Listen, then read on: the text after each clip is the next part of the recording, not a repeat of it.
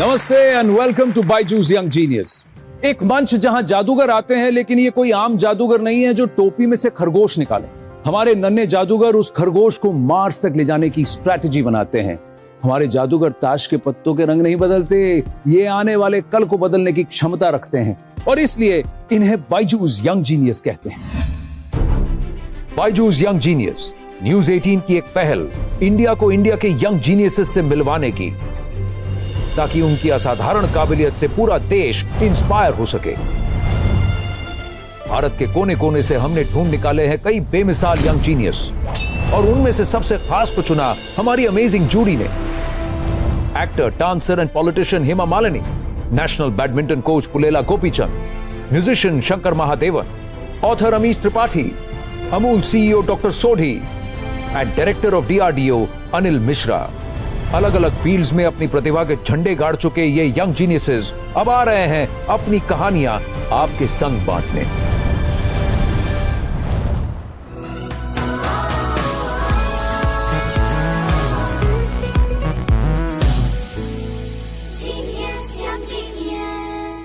आज की हमारी पहली यंग जीनियस बड़ी तूफानी है। बेखौफ समुद्र की लहरों पर खेलना इनकी निशानी है। National champion in windsurfing and N S national skiff sailor, प्रधानमंत्री बाल पुरस्कार अवार्ड की विजेता, गोवा की शान, ये है 15 साल की Perl कोलवलकर।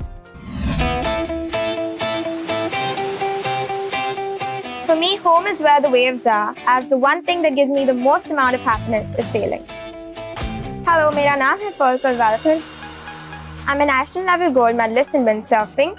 I also do skiff sailing and kite surfing, and lately I have been pursuing laser sailing. I started off with windsurfing, and that's the thing that actually made me love the sea. Pearl ने इतने कम time में जो achieve किया वो बहुत मुश्किल है किसी भी बच्चे के लिए, और अभी वो नॉर्मल कैटेगरी में सेलर्स के साथ पार्टिसिपेट करती है, जो ओलंपियन है उनके साथ पार्टिसिपेट करती है। When Pearl received the Pradhan Mantri Rashtriya Bal Shakti Puraskar at the hands of the Honorable President of India, it was an absolutely amazing moment. We couldn't believe that it's our little Pearl who's walking up to the stage at the Rashtrapati Bhavan. We had tears in our eyes watching this moment. Representing India abroad for different events and championships, or even in the Olympics, is not an easy task, as it requires a lot of effort, hard work, focus. But I am determined to represent India, and I really want to win a gold for my country.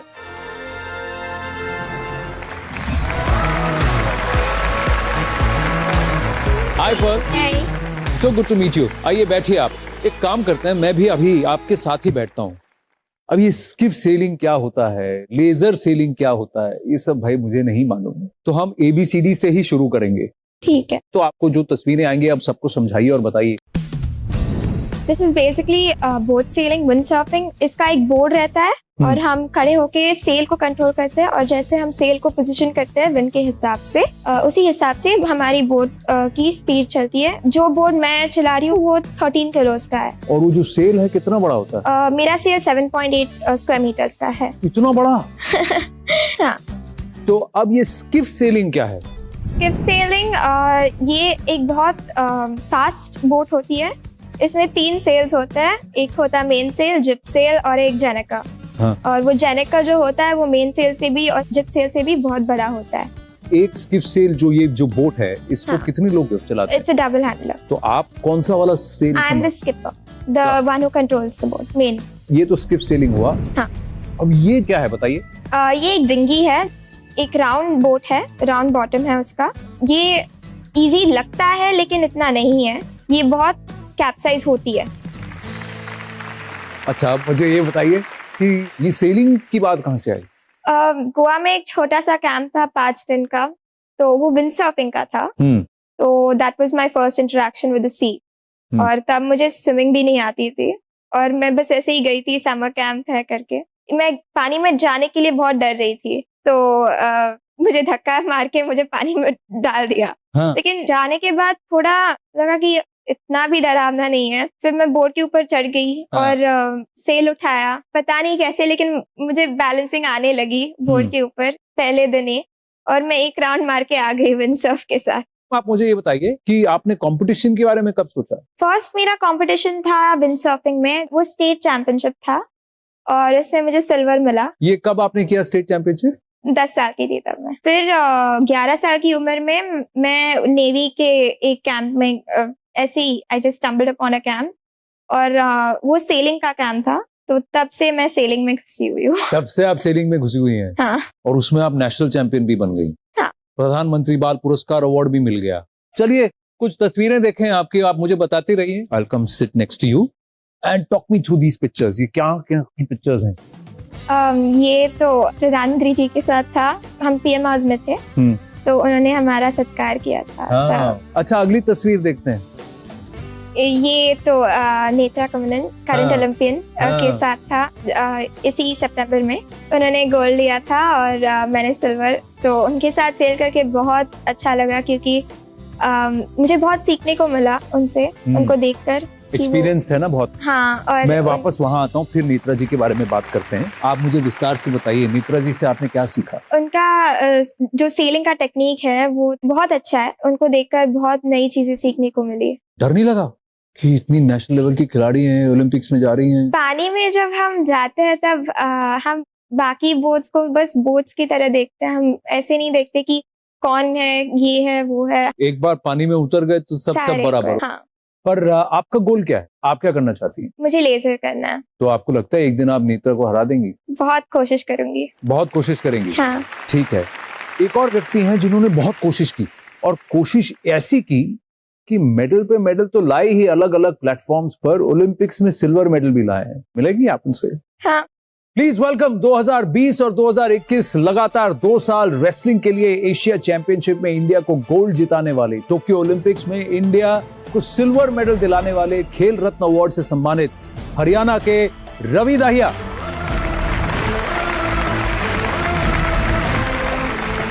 Thank you. आइए बैठिए। तो रवि, ये Perl है, Perl कुलवलकर। और Perl, आप तो इनको जानती हैं, Ravi Dahiya Olympic silver medallist. Excited to meet you? Very. आप तो अखाड़ा में कुश्ती लड़ते हैं, ये समुद्र में कुश्ती लड़ती है लहरों से। इनका ख्वाब है कि पेरिस में भारत के लिए वो सेलिंग करें। कैसा लग रहा है आपको ऐसी इतनी छोटी सी एक यंग जीनियस से मिलकर? बहुत अच्छा लगता है। ऐसे 15 साल की उम्र में एक ऐसा गोल बना लिया कि देश के लिए ओलंपिक्स में मेडल जीतना। तो मैं तो यही कहूंगा कि आप मेडल नहीं, देश के लिए गोल्ड जीतो, क्योंकि आप अभी से गोल्ड का टारगेट बनाओगे जब भी आप गोल्ड जीत सकते हो। Yes sir. हम भी उम्मीद करेंगे कि अगली बार मैं भी देश के लिए गोल्ड जीतूं और आप मेरे साथ हो, और दोनों उसमें पेरिस भी लेने मिले और देश का नाम रोशन करेंगे दोनों। Yes sir. लेकिन आप इनको बताइए कि इसमें इनको क्या करना पड़ेगा ताकि वो जाकर उस पोडियम पे पहुंच जाए, टॉप पर। बिल्कुल जी, सबसे पहले तो यही कहूंगा कि एक डिसिप्लिन है, वो सबसे जरूरी है। और एक रिस्पेक्ट है ना, सबकी, बड़ा या छोटा, सबकी एक रिस्पेक्ट आपके मन में जरूर होनी चाहिए। और एक आपका गोल है ना, उसके प्रति आप इतने सच्चे होने चाहिए कि आप अचीव भी ना करो ना तो आप कल ये नहीं हो कि मैंने अपनी तरफ से कोशिश नहीं करी, मैं ये कर सकता था और मैंने ये नहीं किया, इसलिए शायद रह गया। तो शायद के लिए कुछ भी नहीं छोड़ना है। अगर आप सच्चे हो और सच्चे दिल से करोगे तो परमात्मा आपका बहुत ही ज्यादा साथ देगा। Yes sir. आप कुछ पूछना चाहेंगे रवि से? ओलंपिक्स की तैयारी जब आप कर रहे थे तब आपने बहुत मेहनत लगाई होगी, बहुत डिसिप्लिन हुआ हो। पता क्या होता है, मेरा मानना ये कि एक ना आप अगर सच्चे दिल से ठीक ठाक करते हो तो ऐसी कोई बात नहीं कि आपको ज्यादा जरूरी कुछ है। और जो भी चीज आपको डिस्टर्ब करती है, चाहे आप कुछ भी, चाहे सोशल मीडिया हो या कुछ भी हो, तो आपको उनसे दूर होना पड़ेगा। मैं तकरीबन 2-2.5 साल से सोशल मीडिया से बिल्कुल दूर था। बस यही था कि एक टारगेट था कि देश के लिए कुछ ऐसा करें। तो उसके बाद देखो सारी चीजें अपने आप ही आ जानी थी। हाँ। तो एक टारगेट बना के चले गए। तो अब बात ओलंपिक्स की हो रही है तो मैं एक छोटा सा गेम खेलना चाहता हूँ आपके साथ। बहुत सिंपल सा गेम है। मैं एक काम करता हूँ, आपके पास ये 2 प्लाकार्ड जो है, एक आपको है और एक आपको है। सिर्फ सही गलत का गेम है। सही है तो आप ग्रीन बोर्ड लगाएंगी, गलत है तो घुमा देंगी। ठीक है? तो पहला सवाल है, ओलंपिक्स का जो लोगो है उसमें कितने रिंग्स हैं? 5। इसके रंग है रेड, ब्लू, ब्लैक, ऑरेंज और ग्रीन। सही या गलत? सही या गलत? गलती कर दे। गलत। गलत है? हाँ। अच्छा, ये गलत क्यों है बताइए? क्योंकि येलो है। हाँ, येलो है। येलो है। ऑरेंज नहीं। Well done Pearl. अगला सवाल, Neeraj Chopra is the second track athlete to win a gold medal for India at the Olympics. ये सही है या गलत? गलत है। गलत है। हाँ। The correct answer is Neeraj Chopra is the first track athlete. पर दूसरे एथलीट हैं जिन्होंने भारत के लिए स्वर्ण जीता है। पहले थे अभिनव बिंद्रा। अगला सवाल, इंडियन विमेन्स हॉकी टीम की टोक्यो ओलंपिक्स में कैप्टन रानी रामपाल थी। सही या गलत? सही, बिल्कुल, बहुत बढ़िया। पर्ल, रवि, बहुत मजा आया आपसे बात कर बहुत बहुत धन्यवाद। Thank you. Pleasure to you. Meet you Pearl. अगले चैट जो है आपके साथ पेरिस 2024 के बाद, ठीक है, पोडियम फिनिश गोल्ड, वो तो उधर से तो गोल्ड आएगा ही, भरोसा है हमको। पर जाते जाते आपके लिए एक छोटा सा तोहफा है। रवि, मैं आपसे गुजारिश करूंगा कि आप जरा पर्ल को ये यंग जीनियस की ट्रॉफी जरूर दें। और इसी के साथ पर्ल, आपको मिला है बायजूस की तरफ से 1 साल का subscription to the Byju's online learning programme. Ravi, Pearl, thank you very very much for joining us on Byju's young genius. बहुत बहुत धन्यवाद Ravi. Thank you. Thank you. Welcome back to Byju's young genius. हमारे नेक्स्ट जीनियस एक डेटा साइंटिस्ट हैं। Data scientist title से ही बड़ा और मुश्किल काम सुनाई देता है, और इस बड़ी और मुश्किल जिम्मेदारी को सिर्फ 14 साल की उम्र में संभालते हैं हमारे अगले यंग जीनियस। आर्टिफिशियल इंटेलिजेंस के जरिए एग्रीकल्चरल प्रॉब्लम्स को सॉल्व करते हैं। ये हैं हैदराबाद के सिद्धार्थ पिल्ली। Hi, I'm Siddharth Pilli. I'm from Hyderabad and I'm currently working as a data scientist. I don't see Siddharth as a 14-year-old. I value his decision making. I value his suggestions. So he's almost like any other team member to me now. We tend to use data to solve problems in the domains. These might include on, let's say, classifying if a person has cancer or not, or trying to understand, let's say, the next few days of the weather prediction, or even also predicting if a traffic jam will be at this certain part of the day. I'm also working as an intern at IIT Hyderabad, and my work here involves of using state-of-the-art deep learning and computer vision models to solve problems in the field of agriculture. Whatever Siddharth has achieved at 14 years of age, it took me years to get there. I wish to make an AI someday that will revolutionize the thinking, the practicality of the way we solve things around the world.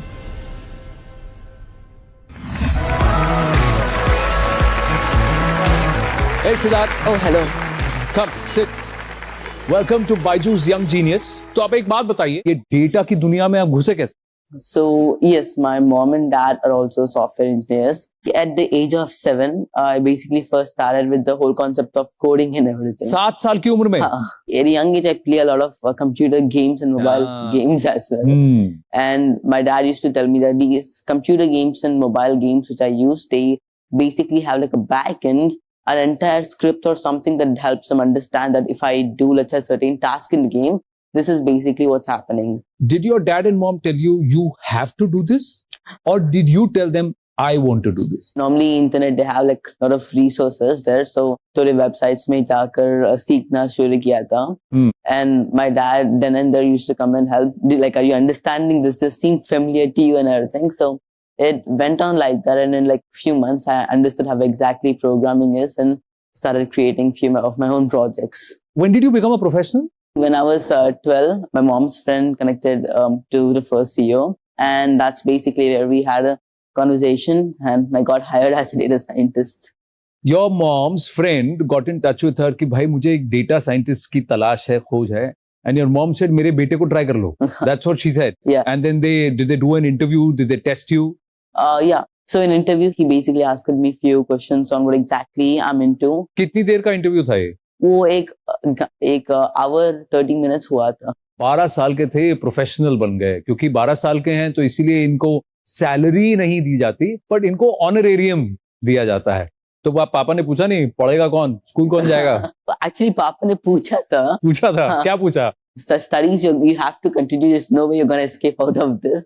He said that it's like, of course I'm going to do studies as well. तो इसलिए हमने क्या किया थी, just end of the day 3 hours में work करता हूँ और entire day school पर जाता हूँ. तो 3 घंटा but 6 days a week or 5 days a week? 5 days a week. 5 days, यानी Saturday Sunday छुट्टी है भैया. हाँ. और क्या करते हैं? और मैं IIT में भी internship कर रहा हूँ. अरे बाप रे बाप, 14 साल की उम्र में भाई साहब स्कूल भी जा रहे हैं, काम भी कर रहे हैं, सीख भी रहे हैं और आईआईटी में रिसर्च कर रहे हैं। हाँ, क्या रिसर्च कर रहे हैं आप? सो आईआईटी हैदराबाद के साथ मैंने एग्रीकल्चर में प्रोजेक्ट्स किया था। इसका नाम है ऑटोमेटिक लीफ काउंटिंग। बेसिकली हमको 2000 प्लस और लाइक 5000 डेटा मिलती है डिफरेंट टाइप्स ऑफ प्लांट्स की।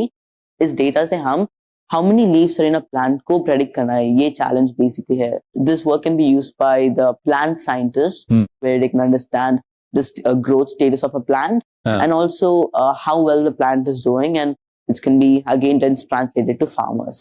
But do you play anything to sharpen your mind? Iterations, moves, logic? So I would say I play some chess as well. You play chess? Yes. तो मेरे कुछ favourite players हैं chess में। एक तो विश्वनाथन आनंद, वो तो बेंचमार्क हैं। और एक और खिलाड़ी हैं जिनको मैं एक यंग जीनियस मानता हूँ। Because in the age of 19 itself, she was an international master. Her name is Tanya Sachdev. So the team would have asked you to do some analysis about her game. Yes. Right. So I want you to take our viewers through what you have done. तो मैं आपके बगल में आके बैठ जाऊं? आप मुझे बताएंगे? ठीक है। अब मुझे बताइए, take me through. Tanya Sachdev का analytics है। So this is the total number of matches that she has played till date. Yes. Basically, Tanya Sachdev's total number of matches is 1,356. The winning percentage is a huge highlight. That amount of winning percentages is high and very reliable when it comes to winning any type of match. You think she's good? Definitely. Okay. What more have you seen? We also have another type of data available of the matches she played throughout the years. So if you see here, we can see her first match was in 1995. And then as we see, she basically exponentially grew higher and higher and above. Yeah.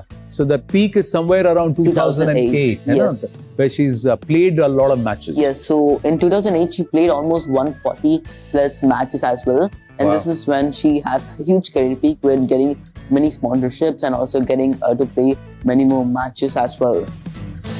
और कोई data point है जो आपने analyse किया है इनका? हाँ, मैंने also a number of matches she has also won भी analyze कर दिया था. If we see in the 2008, because she played many games in that part of time, she played almost 140 plus matches as well. Out of 140, she has won at least nearly 50 matches. Yes. इसमें और लेकिन अगर आप 2019 में भी देखें तो 80 matches उन्होंने खेले, जिसमें से उन्होंने 40 में जीत हासिल की। And also the thing is, Tanya Sachdev is making the next few comebacks as well by playing in more matches. So that's why if we see, I think by start of 2022, she might break her previous 2008 record as well. You also looked at how she plays with black and how she plays with white? Yes, actually, this type of data is also available to us. And if we see here, she has a very good performance when she played with white. So I'm guessing when you play the first match, I guess you can already draw a good outline of how exactly you want to start. She plays with white and she's attacking, she's winning more. And when she's playing defense, it drops down to 33%. Yes. So now that you've shared this with me, are you okay if I share this with Tanya? Oh, yes, I would say. You'll be happy to share with us with her? Yes, definitely. So let's do that right now. Oh, Tanya Sachdev. Oh, yes, hello. Hi, Siddharth. Hi, guys. Oh my God, I am mind blown by what I just saw. Oh, yes, thank you. I just feel like I've never met you before, but you've just seen through my whole life right now. So many things that you were talking about, especially, you know, what you mentioned about 2008 being one of the most active years when I was just breaking out and playing the maximum number of games. I mean, do you have any free time to become my coach anytime soon? You know, we've all got trainers, but this is such a scientific way to look at it. The way you were talking about my results with white, what my strengths and weaknesses are. This was amazing. आप कुछ पूछना चाहेंगे तानिया से? Actually, I wanted to understand, when you're playing chess, there always comes to a moment where it might be very crucial for you to win, where you have, you know, less number of pieces to work with, less number of moves as well to also win the game. So how do you deal with this amount of, you know, stress to win this type of a game? When I'm playing and the stress level is high, I'm just trying to see what is my next best move. That's the only thing that's in my hand. Thinking about the result, thinking about kya hoega if this match doesn't go my way, main haar jaungi, nothing good will come out of it. But before the matches start, it's very important to get in a zone, to work on your mental health, to work on your nerves. And yeah, but I think experience and doing more of this is what makes us better when we actually go perform. Tania, क्योंकि आप इतना deal कर चुकी हैं international forum में और competitive chess बहुत ज्यादा डिमांडिंग भी होता है, तो मैं आपसे आग्रह करूंगा, जरा सिद्धार्थ को बताइए how to deal with failure. You know, my coach always used to say, Siddharth, that champions are not made during tournaments, they are made between tournaments. Oh yes. So whatever hard work you put in and whatever you learn from your losses, you have to just analyze ki what you can do. जैसे आप बोल रहे थे, through data collection, in my case, through my games, see my weaknesses, with the resources I have, improve on them, work on them. And the only thing that we can do is to go back there and fight that. Oh yes. Such a pleasure to speak with you. Thank you for making the time to speak to this little genius here. One more thing before I go, what you mentioned about me playing with the white pieces, absolutely on point. Oh yeah. Yes, thank you. Well done. Oh, yes, thank you. Thank you so much for joining us here on Young Genius. Thank you. Thank you. How was that? Oh yes, that's great. Great? Yes. Fantastic. Oh yes, I feel excited right You now. feel excited? Oh yes. पर सिद्धार्थ, जाने से पहले हमारी तरफ से आपके लिए एक छोटा सा तोहफा है. आप यहाँ आइए Oh, हाँ. और मैं जरा घूम के वहां से आपके लिए लेकर आता हूँ बायजूस यंग जीनियस की ये ट्रॉफी. उसके साथ साथ we are giving you 1 year subscription to the Byju's online learning program. Well done, Siddharth. Thank you so Very much. proud of you. Lovely to meet you. Thank you. Thank you. Thank you very much.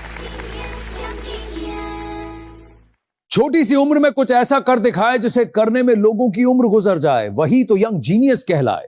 इस सफर में हम एक से बढ़कर एक genius से मिले और उन सब के कारनामों पर, उनकी जर्नी पर हम एक नजर और डालेंगे अगले एपिसोड में. तब तक के लिए नमस्ते, प्रणाम, अलविदा. ख्याल रखिए अपना. जिंदगी की किताब में कुछ नया लिखिए. हमारे यंग जीनियस जैसा कुछ आप भी कीजिए.